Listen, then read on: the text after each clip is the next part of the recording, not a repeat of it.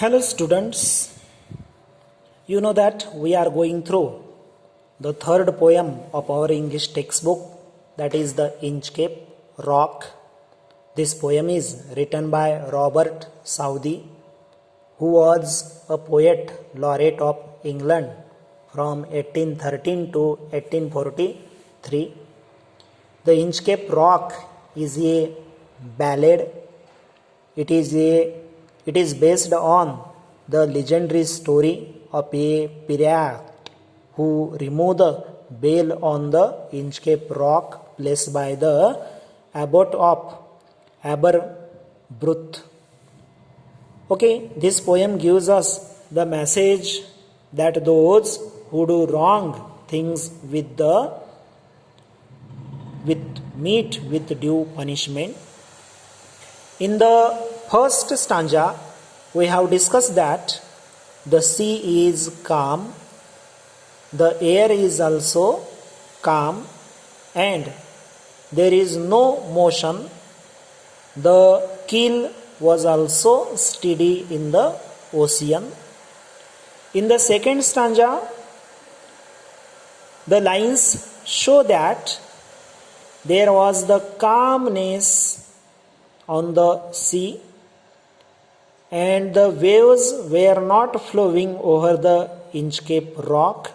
There were so little waves, so little they fell. Correct. In the third stanza, poet tells us that abbot of Aberbrooth had placed the bell on Inchcape Rock. Right? It was on the floating object that was anchored in the sea to mark dangerous place. It was floating and swaying, and over the waves it gives the warning. Fourth stanza, when the rock was hidden by the sudden and great rise in the level of sea, the marine would hear the warning bell. As the mariners knew the perilous rock, the dangerous rock, that time they used to bless the abbot of Aberbrooth. Yes, these things we have discussed.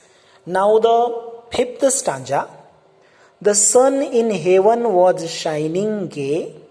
All things were joyful on that day. The seabirds screamed as they wheeled round, and there was joyance in their sound. Look the fifth stanza. What is given? The sun in heaven was shining gay. तो आता सांगतोय ती सकाळची वेळ आहे. The sun in the heaven, right, means in the sky, was shining gay. Gay means happy. आनंदाने सूर्य shining करतोय त्यावेळेला. All things were joyful on that day. आणि त्या दिवशी काय आहे? Everything is fresh and joyful on that day. Okay. The seabirds scream ओरडणे. समुद्र पक्षी ओरडतात as they wheeled around. wheeled around म्हणजे सभोवती फिरणे. समुद्र पक्षी त्या ठिकाणी ओरडत त्या ठिकाणी फिरतायत. सर्व गोष्टी आनंदामध्ये दिसत आहेत. And there was joyance in their sound. त्यांच्या त्या समुद्र पक्ष्यांच्या आवाजामध्ये आनंदी असा साऊंड दिसून येतोय. म्हणजे everything is funny there. Okay, pleasant there. आकाशात सूर्य तळपळत होता. तो एक सुखदायक दिवस होता. आसमंतातील प्राणी आणि समुद्र पक्षी आपला आनंद व्यक्त करत होते. अशा पद्धतीनं हा स्टांजा सांगतो. Next stanza. The birds of the Inchcape bale was seen, the darker speck on the ocean green.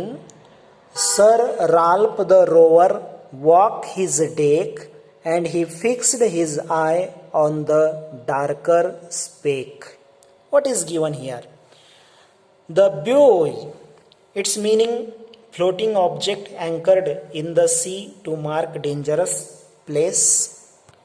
त्या ठिकाणी द ब्युई मीन्स ते फ्लोटिंग ऑब्जेक्ट ज्याला ते घंटा लावलेली आहे. The buoy of the Inchcape bell was seen, म्हणजे ते इंचकेप बेल दिसत होती.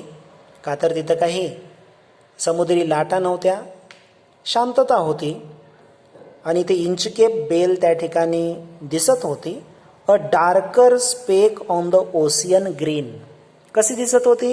A darker speck. Speck means a tiny dot, एक छोटासा ठिपका. आणि दुरून ती इंचकेप बेल ही एक डार्क असा स्पेक, एक टिन्नी डॉट असल्यासारखं दिसत होतं त्या ओशियन ग्रीनवर. हिरवा समुद्र तो दिसत होता आणि त्यावर ते डार्क असा स्पेक दिसत होता. Sir Ralph the rover walk his deck. आणि त्या ठिकाणी सर राल्फ द रोवर कोण आहे? अ सी पिरॅट आहे. अ सी पिरॅट मीन्स एक समुद्र चाचा आहे, म्हणजेच समुद्रावर लुटेरा आहे. त्याचं नाव काय? समुद्र लुटाऱ्याचं नाव काय? Sir Ralph the rover. Sir Ralph the rover walk his deck. आणि त्यावेळेस त्या सर राल्फ द रोवरची बोट त्या इंचकेप बेलच्या जवळ होती आणि इंचकेप बेल एक डार्कर स्पेक असं जाणवत होतं. तो सर राल्फ द रोवर हा दुष्ट विचाराचा व्यक्ती त्याच्या डेकवर, म्हणजे त्या जहाजाच्या त्या मजल्यावर आला. And he fixed his eye on the darker speck. आणि त्यानं काय केलं? ही फिक्स्ड हिज आय, म्हणजे त्याची नजर त्या डार्कर स्पेकवर, म्हणजेच त्या गडद अशा ठिपक्यावर गेली. जो गडद ठिपका म्हणजे कोण आहे? तर ते इंचकेप बेल आहे. त्याची वाईट नजर त्या डार्कर स्पेकवर, म्हणजेच त्या इंचकेप बेलवर गेली. Next stanza. He felt the cheering power of spring. He made him whistle. It made him sing. His heart was mirthful to excess, but the rover's mirth was wickedness. पहा काय म्हटलंय आतापर्यंत.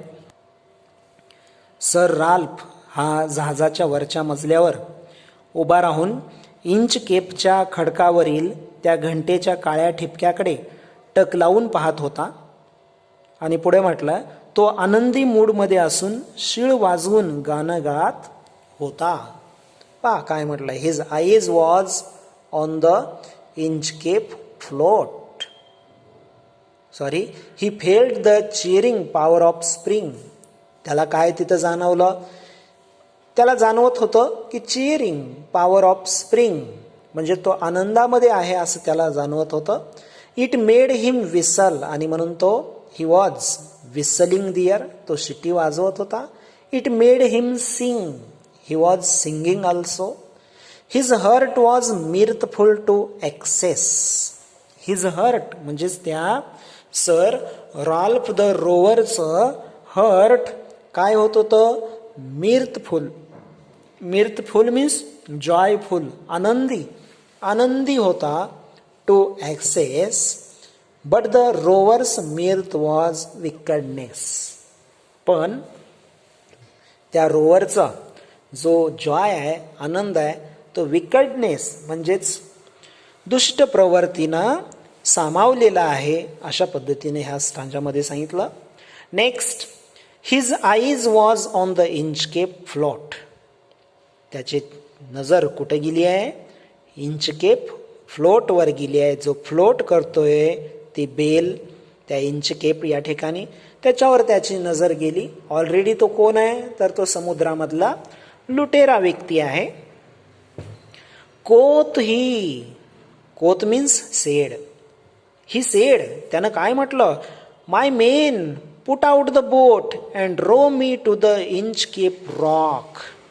त्यानं त्या जहाजावरच्या लोकांना आदेश काय दिला, my men put out the boat, म्हणजे ही जहाज घेऊन चला, and row me to the Inchcape rock, आणि कुठे घेऊन चला, त्या इंचकेप रॉकवर घेऊन चला. And I will plague the abbot of Aberbrothok. And I will plague म्हणजेच cause pain or trouble. I have to trouble the abbot of Aberbrothok. अर्थ काय याचा, तो सर राल्फ त्याच्या जहाजाच्या वरच्या मजल्यावर उभा राहून इंचकेपच्या खडकावरील त्या घंटेच्या काळ्या ठिपक्याकडे टक लावून पाहत होता. बरोबर. तो आनंदी मूडमध्ये असून शिळ वाजवून गाणं गात होता, पण त्याचा आनंद शुद्ध नव्हता. हा आनंद त्याच्या दुष्ट भावनेतून आलेला होता. त्याच्या मनात काहीतरी सैतानी कल्पना होती. बरोबर. सर राल्फने त्याच्या सोबत्यांना इंचकेप खडकाकडे जहाज घेऊन जाण्याची आज्ञा दिली. त्याला त्या मठाधिपतीला राग यावा असे काही करायचे होते. हे आपण यामध्ये डिस्कस केलं. Next stanza. The boat is lowered, the boatmen row, and to the Inchcape rock they go. Sir Ralph bent over from the boat and he cut the bell from the Inchcape float. काय झालं नंतर, the boat is lowered, the boatmen row. त्या बोटमेनना ती बोट row करत, म्हणजे ती बोट पुढे पुढे घेत कशाच्या जवळ नेली, तर त्या इंचकेप बेलच्या जवळ नेली. And to the Inchcape rock they go. त्या इंचकेप रॉकच्या जवळ ती बोट नेली. Sir Ralph bent over from the बोट.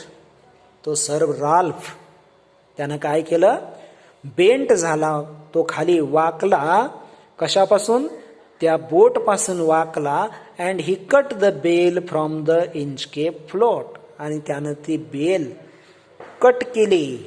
त्या इंचकेप पासून बोट ती he cut the bell from the Inchcape float. त्याने ती बेल त्या ठिकाणाहून कट केली. जसं तुम्हाला वर चित्रामध्ये या चित्रामध्ये स्पष्ट दिसत आहे की तो त्याच्या बोटेच्या कडेला उभा राहून खाली वाकून त्यानं त्याच्या तलवारीनं ती जी बेल लटकवलेली होती ती बेल कट केली. अशी दुष्ट काम त्यानं या ठिकाणी केलं. त्या इंचकेप खडकाजवळ त्याचे जहाज पोहोचताच तो खाली वाकला आणि त्याने त्या घंटेचा दोरखंड कापून टाकला. Next stanza. Down sunk the bell with a gurgling sound, the bubbles rose and burst around. Quoth Sir Ralph, the next who comes to the rock won't bless the abbot of Aberbrothok. See there what is the meaning. जसं त्यानं ते bell कापली तसं down खाली, the bell संक म्हणजे bell खाली पाण्यात पडली आणि पाण्यात ती बुडाली. आणि बुडताना तिचा आवाज कसा झाला, गर्गलिंग साऊंड या पद्धतीनं, म्हणजेच गुडगुड असा आवाज करत ती घंटा समुद्राच्या तळाला बुडाली. The bubbles rose and burst around. आणि ती घंटा समुद्राच्या खाली तळाला बुडत असताना काही बबल्स म्हणजे बुडबुडे वर आले आणि ते बस्ट झाले. कोत सर राल्फ. सर राल्फ काय म्हणला, the next who comes to the rock won't bless the abbot of Aberbrothok. Sir Ralph काय म्हणतो, the next who comes to the rock, जो कोणी आता पुन्हा या ठिकाणी येईल तो अबोट ऑफ अबरब्रुथुक याला ब्लेस करणार नाही, याचे धन्यवाद मानणार नाही. का तर धन्यवाद मानणारी किंवा मानायला लावणारी ही जी काही घंटा आहे तीच मी काय केली, कापून टाकली. आता या ठिकाणी कोणीच ॲबोट ऑफ ॲबरब्रुथुक याची आठवणी काढणार नाही आणि याच्या त्या लटकवलेल्या घंटेच्या बाबतीत कोणी आभारी मानणार नाही. म्हणून त्यानं ती बेल त्याच्या समशेरीनं कापून समुद्रामध्ये बुडवली. Sir Ralph the rover sailed away. He scoured the seas for many a day and now grown rich with plundered shore, he steers his course for Scotland shore. See here what is given. Sir Ralph the Rover म्हणजे तो समुद्री लुटेरो sailed away आणि अशा पद्धतीनं काम करून तिथून तो निघून गेला. He scored the seas. Scored means traveled freely, energetically for ships to rob. He scored the seas for many a day. अशा पद्धतीनं त्यानं बऱ्याच काळ त्या ठिकाणी मुक्तपणे समुद्रावरून प्रवास केला. And now growth rich with plundered shore. आणि आता तो काय झाला होता, ग्रोन रिच श्रीमंत झाला होता. कसा, plundered store means big amount of looted wealth. खूप सारी संपत्ती त्यानं समुद्रावरून लुटून तो श्रीमंत बनलेला व्यक्ती होता. ही स्टीर्स हिज कोर्स फॉर स्कॉटलँड शोर. आणि मग त्यानं काय केलं, ही स्टीर्स म्हणजे त्यानं डायरेक्शन, जहाजाला डायरेक्शन दिले. कोणीकडे, फॉर स्कॉटलँड शोर, स्कॉटलँडच्या शोरकडे जहाजाला डायरेक्शन दिले. Students, we have covered some stanzas today. Now some stanzas are remain there. We have to discuss that stanzas in the next lecture. We have to stop here. Thank you.